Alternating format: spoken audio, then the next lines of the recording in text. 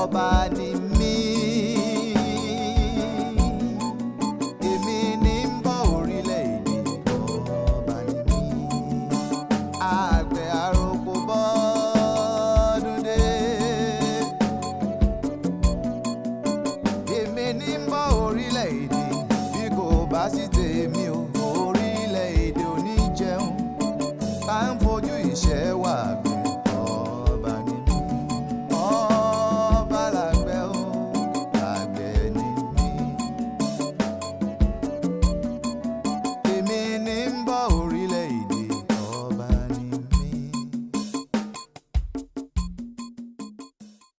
Tá ń fojú ìṣẹ́ wà gbẹ́. Ọba ni mí, ọba làgbẹ̀ o. Ẹ káàbọ̀, ẹ ṣáà mọ̀. Ẹ káàbọ̀ sí ètò àgbẹ̀ lọ́ba tọ̀sẹ̀ yìí. Lọ́sẹ̀ yìí ohun tí a ó máa ṣe àgbéyẹ̀wò rẹ̀. Òun náà ni ìpàtẹ oúnjẹ rẹpẹtẹ fún gbogbo ọmọ Nàìjíríà, pàápàá jùlọ ní ìpínlẹ̀ Èkó. Èyí tí a pè ní World Food Day, Lagos Farm Fair, tó ń ṣẹlẹ̀ ní Police College ní ìlú Ìkẹjà ń bí. Lọ́wọ́lọ́wọ́ níbẹ̀ la wà báyìí, níbẹ̀ la takàn mọ́lẹ̀ sí, tí a ti ń dábẹ́ ẹnu tí à ń rọ̀ bí òwe. Lórí ètò àgbẹ̀ lọ́ba nìkan náà lẹ lè ti máa gbọ́ gbogbo nǹkan tó ń lọ. Níbi tí a wà yìí lónìí, àwọn tó bá wá wọ́n ní àǹfààní láti ra ọ̀gẹ̀dẹ̀ ní owó kéréje. Àwọn nǹkan oko lóríṣiríṣi ni wọ́n ń tà káàkiri: ẹran, iṣu, ẹ̀wà àti bẹ́ẹ̀ bẹ́ẹ̀ lọ. Àwùjọlọ́gbà àwọn ènìyàn ló wà ń bí lónìí. Àgbẹ̀lọba náà dẹ̀ ti wá láti wá ṣe àmójútó ohun tó ń ṣẹlẹ̀ àti láti lè jẹ́ kí ẹ̀yin tẹ́ wà nulẹ̀ kẹ́ láǹfààní láti gbọ́ ohun tí ó ń ṣẹlẹ̀, ọ̀rọ̀ tó ń lọ lórí àgbẹ̀lọba ní abala fọ̀nà mí náà lẹ́lẹ̀ ti gbọ́. Lẹ́ẹ̀kan sí Stephen ọmọ rẹ lórúkọ tèmi, gẹ́gẹ́ bí ẹ ti mọ̀. Èmi náà ni yóò máa mú wá sí ojú ìwòran yín lónìí gbogbo ohun tó ń ṣẹlẹ̀. Ẹ máa bá mi ká lọ. Èmi ní ń bọ̀ orílẹ̀-èdè, ọba ni mí. Lára àwọn ìpàtẹ ohun tó ń ṣe síbí náà lónìí, òun náà ni bí àwọn ẹja tí wọ́n ti yan tó wà nínú kinní àti epo tí lóríṣiríṣi tí àwọn èèyàn ń rà. I'm a farmer. I have a fund for the Ebute Afiye. I have my own portion, but I'm inspired. They fry people fish always. That I don't have anything to talk more than that again. It's okay. Like, how are you really making profit on this fish that you are selling? Okay. Like, how much have you made today in this trade fair? Maybe the amount we have visited, like if it is like 50,000, because I don't have enough money to take do the business forward. Èmi ní ń bọ̀ orílẹ̀-èdè, bí kò bá sí tèmi o, orílẹ̀-èdè ò ní jẹun. Tá ń fojú ìṣẹ́ wà gbé. Ọba ni mí, ọba làgbẹ̀ o. All right, World Food Day Lagos Farm Fair ó sì ń tẹ̀síwájú. A ti wà níbi tí wọ́n ti ń pàtẹ ẹyin lọ́wọ́lọ́wọ́ báyìí. A fẹ́ kẹ́kẹ́ mọ̀ bóyá iye tí wọ́n ń ta ẹyin ń ta ó yàtọ̀ sí iye tó ń ta níbi ìpàtẹ yìí. Ẹ jẹ́ ká gbọ́ lẹ́nu àwọn màmá wa tí wọ́n ń ta ẹyin. Mọ́mì, ẹ káàsán. Ẹ káàsán. Kí ni orúkọ yín? Mi ni arábìnrin Badmus. A rí pé ẹ wá pàtẹ ẹyin níbí lénìí. Ṣé ẹ̀yin lẹ kó ẹyin wá ni àbáwọn kan ló kó fún yín pé kẹ́ wá tà? Èmi ni mo kó wá. Bí èlò lẹ ń ta crate ẹyin kan lénìí? 900 naira la tà báyìí. 900 naira. Ṣùgbọ́n níta ńkọ́? A máa ń tà ní 1000. Bẹ́ẹ̀ni. Tó túmọ̀ sí wípé torí ìpàtẹ yìí ló jẹ́ kẹ̀. Bẹ́ẹ̀ni, torí pé ó jẹ́ ìpàtẹ àgbẹ̀. Ó dẹ̀ gbọ́dọ̀ dìwó sítọjà. A ṣe dìdọ́tì owó ẹ̀. Ṣé ẹ lè sọ fún wa iye tí ẹ ti tà bí iye tí ẹ ti tà lónìí? Ọlọ́run ṣe ìyanu. Torí káńtà ìfúlù láàárọ̀ yìí. Ṣùgbọ́n tẹ̀ yẹ pé òjò ó dà wá láàmú. Ọlọ́run ṣe ìyanu. Ọdún tó ń bọ̀ kílẹ̀ lè sọ nípa ìpàtẹ yìí fún ọdún tó ń bọ̀? Á dùdú báyìí lọ́dún tó wọ̀ pẹ̀lú àṣẹ Ọlọ́run. Gbogbo ẹ̀mí tó dẹ̀ ṣe tọdún ìnáyẹ̀ ló máa ṣe tọdún tó ń bọ̀. Ẹ ṣé mà.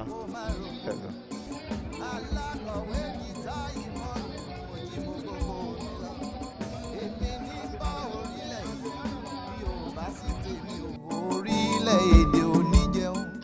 All right, a ṣì wà níbi ìpàtẹ World Food Day Lagos Farm Fair ní Ìkẹjà Police College níbẹ̀ la wà báyìí ẹ̀yin tí ò bá wá onírúurú ìgbádùn ló wà ń bí o ní lọ́wọ́lọ́wọ́ báyìí a ti wà níbi tó ti ń pàtẹ ọ̀sìn ìgbín àti ehoro àti bẹ́ẹ̀ bẹ́ẹ̀ lọ ẹ jẹ́ ká gbọ́ ọ̀rọ̀ lẹ́nu arákùnrin ẹ jọ̀ọ́ kí lorúkọ yín. Mr. Abel Cyprian mo ń ṣiṣẹ́ fún MTC Nigeria. Okay. Kí ló ṣe àwọn ohun tí ẹ pàtẹ yìí bí ìgbín àti ehoro ṣé ẹ ń sìn wọn ni àbẹ́kọ̀ gbà wọ́n bì kan tẹ kó wọn wá síbi tẹ wá pàtẹ àbẹ́yìn fúnra yín lẹ̀ ń sìn wọn. Ok, à ń sìn wọn ni o, à ń sìn wọn fún jíjẹ àti fún títà. Àwọn tó fẹ́ ṣe sísìn yẹn a máa ń kọ́ wọn ní training. Wọ́n máa wá sí oko wa, a máa gbé wọn sóko every Saturday fún training. Níbo loko yín wà? Oko wa wà ní Mòwe Bàfò.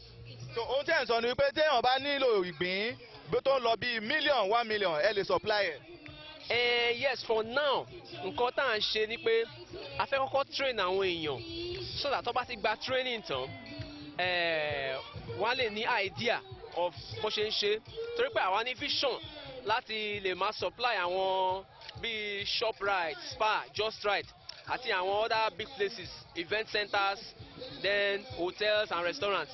So nísìn báyìí àwa nísìn a lè má meet up pẹ̀lú expectation àti consistency tá a bá fẹ́ máa supply gbogbo wọn báyẹn. So nǹkan tá à ń ṣe ni pé a fẹ́ kọ́kọ́ train àwọn èèyàn tá a bá ti train wọn tán táwọn bá ti ń sìn táwa náà ń sìn so a lè máa ṣe joint supply a lè máa supply papọ̀ ṣóyè yín so bá ṣe ń train àwọn èèyàn yẹn ó máa fún àwọn èèyàn ní employment ó máa help wọn láti get something doing àwọn tó ń níṣẹ́ lọ́wọ́ wọ́n lè ṣe ní as second stream of income so ó lè máa support wọn wọ́n lè máa ṣe iṣẹ́ àgbẹ̀ kọ́ lè máa ṣe iṣẹ́ ehoro sísìn ìgbín sísìn àti ọ̀yà sísìn. Báwo ni iṣẹ́ ọ̀sìn ìgbín báwo ló ṣe lówó lórí sí?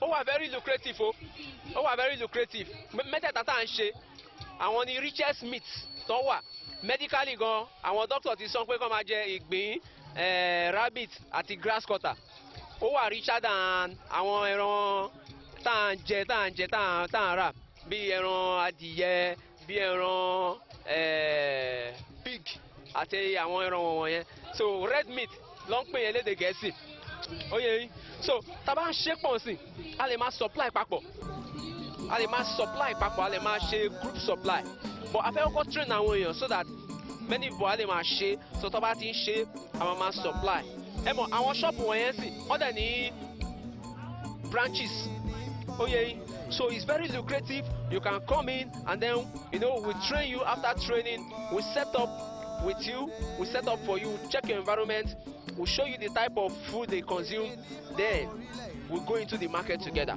Ẹ ṣé púpọ̀. Yes, thank you very much.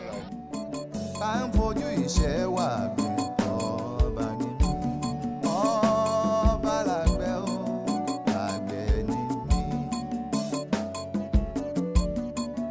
Èmi ní ń bọ̀ orílẹ̀-èdè ọba ní. Ibi ìpàtẹ ẹja tútù la wà yìí lóríṣiríṣi ńláńlá mo rí àwọn ẹja ńlá tó bẹ́ẹ̀ tó mo ò gbọ́dọ̀ sọ pé ó tó yàn. Ìwẹ̀sà fún nìyẹn. Bẹ́ẹ̀ni. Shiny nose. Eléyìí red slapper. Red slapper. Ṣé àwọn ẹja yìí ṣé ẹ ń sìn wọ́n ní inú ní fish pond ni àbí inú odò lẹ́tí mú wọn? Náà ti ń pa wọ́n. Irú eléyìí báyìí bí èlò ló tó mà? Eléyìí. Bẹ́ẹ̀ni. 35. 35,000 naira. Bẹ́ẹ̀ni. Wọ́n ní 35,000 naira. Èlò ni jálẹ̀? Jáde 25. 25,000 jálẹ̀. Báwo ni ẹ ti wá fún World Food Fair lénìí? Báwo ni àwọn èèyàn ṣe patronize yín sí mà? Àwọn báwa wa ń rẹjà ń bìbà yà dẹ̀ ń tà fún wọn.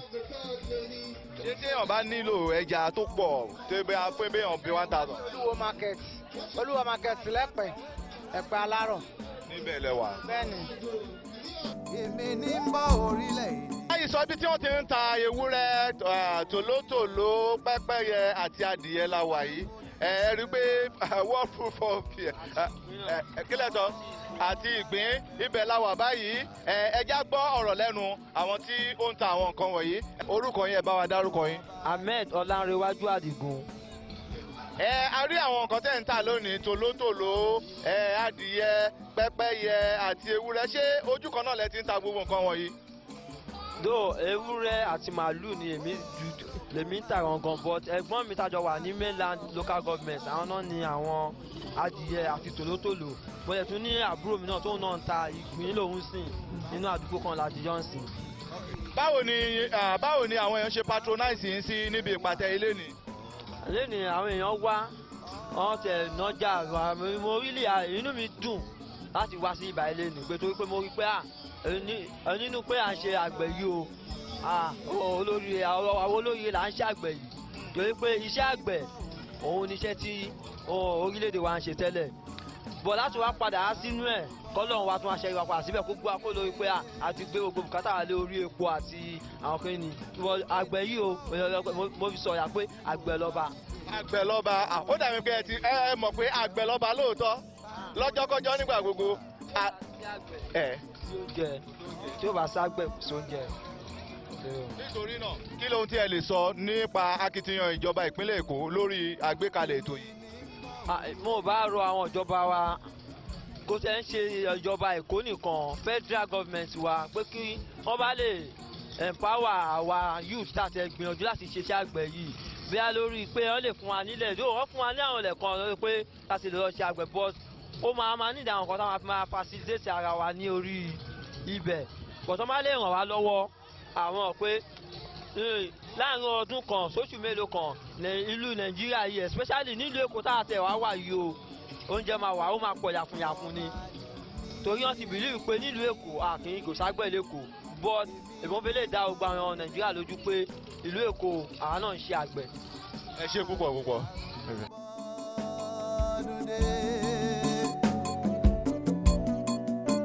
èmi ní mọ́ orílẹ̀-èdè bí kò bá sí tèmi ò orílẹ̀-èdè. ẹgbẹ́ bá ṣe ń sọ ọ̀kan lára ohun tí wọ́n pàtẹ ẹ̀ náà níbí lónìí òun náà ni ọ̀nì tí àwọn olóyìnbó ń pè ní crocodile. láyé mi mo lè sọ pé mo ò tí ì fọwọ́ kan ọ̀nì báyìí inú omi mo ti máa rí àbí kí n wò ó nu tẹlifíṣàn ṣùgbọ́n lórí ètò àgbẹ̀lọ́ba náà lẹ ti lè rí gbogbo nǹkan wọ̀nyí lábẹ́ ìpàtẹ irú eléyìí tí ìjọba Èkó tó ṣe àgbékalẹ̀ rẹ̀ ẹ já béèrè lọ́wọ́ àwọn ìyá wa tí wọ́n gbé ọ̀nì yìí wá sọ́jà lónìí kọ́ ṣàlàyé bí ọ̀nì yìí bó ṣe débí mọ́mì kí lorúkọ yín mà. èmi ni Alhaja Fọlákẹ́ Ọláìdé Lagos State Afan Woman Leader. a rí pé ìpàtẹ alára àwọn nǹkan tí ẹ wá pàtẹ ń bí lónìí òun náà ni ọ̀nì báwo ni ẹ ṣe rí ọ̀nì yìí mú nínú odò. àwọn ọdẹ náà pa náà tà fún wa lọ́jà bẹ́ẹ̀ ni ṣe lára lọ́jà. ẹ̀yin wá rà ẹ wá ń tà á. máa ń tà bẹ́ẹ̀ ni máa ń tà dáadáa. ọ̀nì tó wà nílẹ̀ yìí báyìí bí èlò ni wọ́n lè tà. mo lè gbé fún yín ní 70,000. 70,000 70,000 yẹn tó kọ́lé o. owó ńlá ni àmọ́ kọ́lọ́dẹ náà tó nípa kó tó wá tàbí iṣẹ́ ńlá ni. kí ni àǹfààní tó wà nínú pé kéèyàn máa jẹ ẹran ọ̀nì. òun ẹran ọ̀gbẹ́ tó dáa ni torí orí ẹran tó mí ni ó dáa púpọ̀ kéèyàn máa jẹ ó ń ṣara lóore torí ẹran ọ̀gbẹ́ gidi ni. ìyẹn títà kọ̀ọ̀kan bí lè ní. mo ti tà torí àwọn àgbẹ̀ lọ́ba inú wa dùn sí ohun tá à ń ṣe àti ń tà. ẹ ṣe púpọ̀ kọ́ ma. iṣẹ́ mi. alright ibi ìpàtẹ tá a wà yìí náà gẹ́gẹ́ bẹ́ẹ̀ ṣe mọ̀ bá ṣe ń gbé sí ilé tí ilé lórí ètò àgbẹ̀ lọ́ba náà lè ti gbọ́ gbogbo ẹ̀ a wà níbi ìpàtẹ àwọn ìsọ̀ ẹlẹ́lẹ́dẹ̀ báyìí wọ́n ti ṣe àsúnlọ gbogbo ẹ̀ ni wọ́n ṣe onírú ẹ̀jẹ̀ ti rọwọ́ mi báyìí jẹ́rì gbogbo ayé là ń jẹ ń bí lónìí ṣùgbọ́n báyìí mo wà pẹ̀lú ẹni tó jẹ́ ààrẹ fún àwọn ibi tí a wà yìí àwọn náà ni ẹ jẹ́ ká máa gbọ́ orúkọ wọn báyìí kí lorúkọ yín mà. orúkọ mi ni Adéèsè Ìjẹnẹbẹ àgbẹ̀ ni mí lórí ẹlẹ́dẹ̀ wà fún gbogbo èèyàn kì í ṣe bí wọ́n ṣe ń ṣe ẹlẹ́dẹ̀ ti yàtọ̀ sí bó ṣe wà tẹ́lẹ̀ kò sí àrà tí a lè fi ẹlẹ́dẹ̀ dá a lè fi ṣe sausage a lè fi ṣe burger a lè fi ṣe all kind of things irú oríṣiríṣi nǹkan bíi 15 la lè fi ẹlẹ́dẹ̀ ṣe tó jù bẹ́ẹ̀ lọ tí mo lè kà tẹ́ bá tẹ̀sí òróró ẹlẹ́dẹ̀ wò wípé ẹ fi díta tàbí ẹ fi díbẹ̀ wàhálà tí wọ́n bá pè yín ẹ̀ ní dìde ń bẹ̀ torí pé ẹlẹ́dẹ̀ jẹ́ nǹkan tó jẹ́ wípé ó ní gbogbo èlò ó dẹ̀ níṣẹ́ tó ń ṣe lára gbogbo wa ni ká máa tọ́ wò ká dẹ̀ mọ bó ṣe jẹ́ torí gbogbo àwọn tó ti jẹ bọ́gà àti ẹlẹ́dẹ̀ tí wọ́n ti jẹ asún ẹ̀ tí wọ́n dẹ̀ ti jẹ súyà ẹ̀ gbogbo wọn ló ń ròyìn ẹ̀ mo wá fi àsìkò yìí sọ fún wọn wípé iṣẹ́ ní kẹ́ ẹ béèrè fún tiyín kẹ́ ẹ tọ́ wò kẹ́ ẹ dẹ̀ rí bó ṣe ń rí kẹ́ ẹ ṣàlàyé fún gbogbo wọn. gẹ́gẹ́ bí ọ̀sìn ẹlẹ́dẹ̀ gẹ́gẹ́ bí ẹni tó ń sin ẹlẹ́dẹ̀ tó sì ń ṣe òwò ẹlẹ́dẹ̀ ṣé wọ́n pé ìgbàgbọ́ àwọn èèyàn wọ́n gbà gbàgbọ́ pé ẹlẹ́dẹ̀ dọ̀tí àwọn kan sì gbàgbọ́ wípé ẹ̀sìn ò fi àyè gba àwọn èèyàn láti máa jẹ ẹlẹ́dẹ̀ ṣé ẹ ò ní ìpèníjà nípa àwọn tó ń demand fún ẹlẹ́dẹ̀ nípa nǹkan wọ̀nyí. rárá kò tí ì tó yẹn lóòótọ́ àwọn mùsùlùmí wọ́n gbàgbọ́ pé ẹlẹ́dẹ̀ dẹ̀tí ṣùgbọ́n ẹlẹ́dẹ̀ tìsín kò dàbí ti tẹ́lẹ̀ iṣẹ́ tí à ń ṣe sí ẹlẹ́dẹ̀ tẹ́ bá rí agbo ẹlẹ́dẹ̀ gan ẹ mọ̀ wípé ẹlẹ́dẹ̀ ò kì í ṣonídẹ̀tí ó kàn jẹ́ pé ó ti wà ní ara wọn tẹ́lẹ̀ tí wọ́n ti ń wò pé ẹlẹ́dẹ̀ ò ń ṣe nǹkan tí àwọn mùsùlùmí lè jẹ ṣùgbọ́n lọ́wọ́ tá a wà yìí mo wá gbà wọ́n láyè pé kí wọ́n yọjú sí agbo ẹlẹ́dẹ̀ kí wọ́n mọ̀ wípé ẹlẹ́dẹ̀ gan ó mọ́ ju màálù lọ. ó tọrọ lẹ ti gbọ́ yẹn ẹlẹ́dẹ̀ gan ó mọ́ ju màálù lọ ṣe ẹran ẹlẹ́dẹ̀ dùn kankan. bẹ́ẹ̀ ni òun là ń jẹ yìí tẹ bá tọ́ wò ẹ̀ ní kúrò díẹ̀. ẹlẹ́dẹ̀ oníkẹ́ wà gẹ ẹ ṣeun. orúkọ tèmi ní ọ̀túnba babafẹ́mi ọ̀kẹ́ tí mo jẹ́ alága àwọn àgbẹ̀ pátápátá ní ìlú èkó.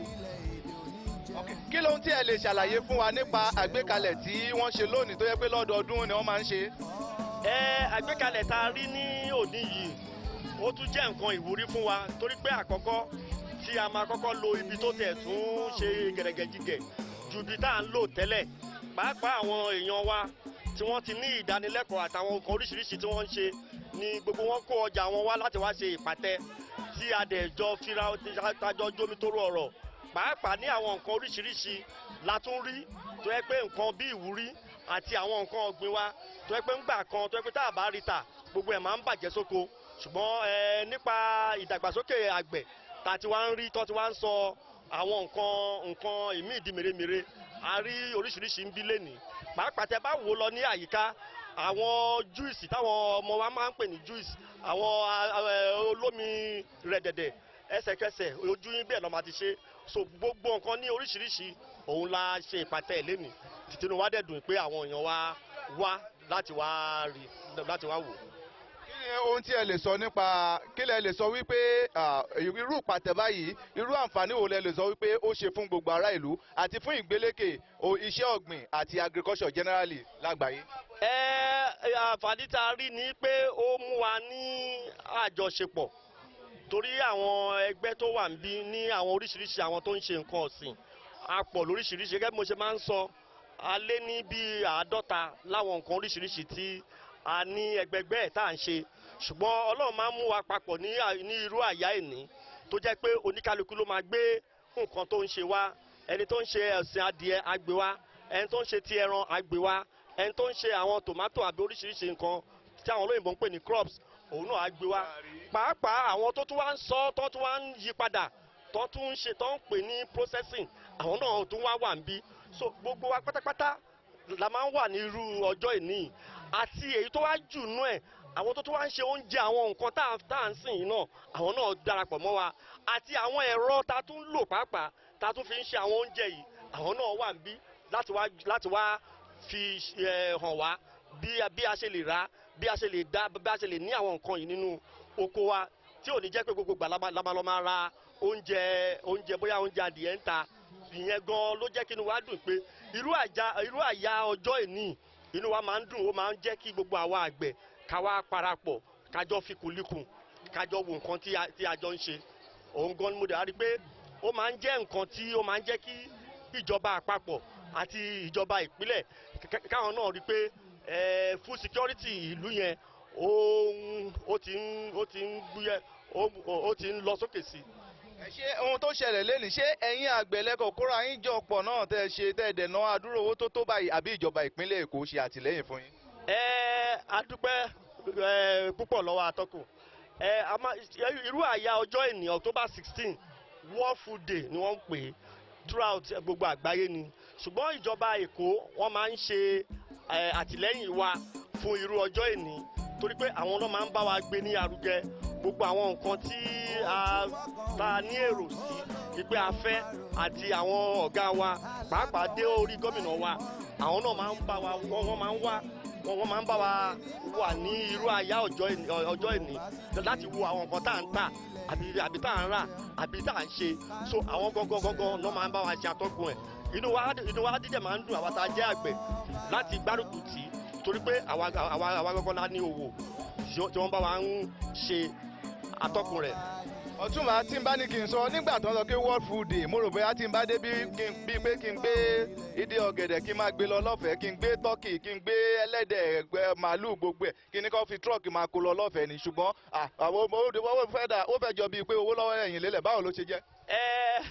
Atọ́kùn kì í ṣe gbogbo ẹ̀ náà ló jọ́fẹ̀ẹ́ ní World Food Day a máa ń pe àwọn kankan ní sample ó ṣeé ṣe kó jẹ́ pé àwọn nǹkan tó yẹ pé a lè fi tọ́ wa ní ẹnu wò ó wà ṣùgbọ́n kò ní jẹ́ gbogbo ẹ̀ la máa gbé fún yín tó yẹ pé tẹ́ bá dé àwọn ibi tá a ní ìpàtẹ sí lóríṣiríṣi àwọn tó ń ṣe gàrí àwọn gàrí kan wà tá a lè fi ṣe sample àwọn tó ń ṣe ọ̀gẹ̀dẹ̀ tó yẹ pé ọ̀gẹ̀dẹ̀ náà so àwọn nǹkan bẹ́ẹ̀ yẹn so kì í ṣe gbogbo ẹ̀ náà la fi ṣe ní ọ̀fẹ́ ṣùgbọ́n tẹ́ bá tọ̀wò tẹ́ bá rí pé nǹkan tá a gbé wá ó dáa tẹ́lẹ̀ nífẹ̀ẹ́ sí ní àti bá wa rà ẹ lè wá padà wá àbí kẹ wá bá wa níbi tá a ti ń tajà kẹ wá bá wa rà àwa náà dẹ̀rẹ̀ àáwò ṣe fún yín.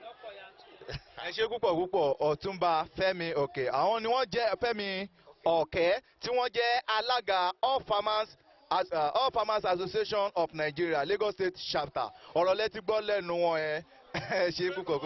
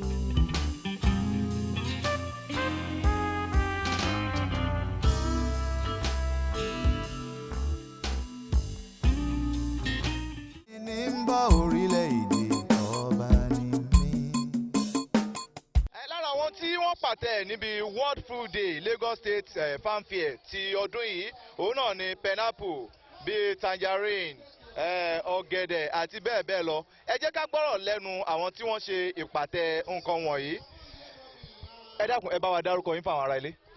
Orúkọ tèmi ni Olúwafẹ́mi Adémọ́lá Ọmọdéládé.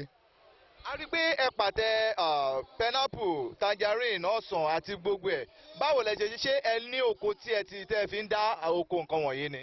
Oko tiwa gan ló tóbi ju gbogbo àwọn oko tó ń dá lọ torí gbogbo ọjà tí ń bẹ nípìnlẹ̀ Èkó pátá tí wọ́n ń já èso sí àwa là ń kọ̀ǹtró rẹ̀ lọ́jọ́ òní àwa là ń ṣe àtúnṣe rẹ̀ débi pé àwọn gbé wá láti Ogun State ní o Ọ̀yọ́ ní Ondo ní Èkìtì ní throughout the federation gbòbi tí èso ti ń wá pátápátá tí wọ́n ti ń wá já fún wa ní gbogbo àwọn ọjà wa ní Lagos State àwa la wà ní ìcháàjì ẹ̀ nípínlẹ̀ Èkó bí láti lórúkọ wa ń jẹ́ Farm Produce Traders Association of Lagos State. Ṣé abẹ́ ìjọba ìpínlẹ̀ Èkó náà ni oko yín wà àbí èèyàn kan ló dá ni. Pẹ̀lú ògo lọ́dọ̀ Ọlọ́run ẹgbẹ́ ni wá ṣùgbọ́n àwa náà ní àṣepọ̀ pẹ̀lú ìjọba ìpínlẹ̀ Èkó àjọ ń ṣe papọ̀ ni àjọ wà papọ̀ ni pẹ̀lú ìjọba. Ohun tí ẹ̀ ń sọ ni wípé gbogbo èso pátápátá tó ń wọlé sí ìjọba ìpínlẹ̀ Èkó ẹ gbọ́dọ̀ mọ̀ sí. Pẹ̀lú ògo Ọlọ́run. Àdélé ìtàwọn mọ́là ń kó wọlé. Àti àwọn mọ́là tó ń ta sún ní mile 12 abẹ́wà náà wà ní Lagos State bíbá lábẹ́ ẹgbẹ́ àṣà ẹgbẹ́ wa tí orúkọ ààrẹ wa ń jẹ́ Chief Adékúnlé Ẹdùn. Ẹ jẹ́ wá béèrè báwo ni iṣẹ́ èso títà báwo ló ṣe lówó lórí sí.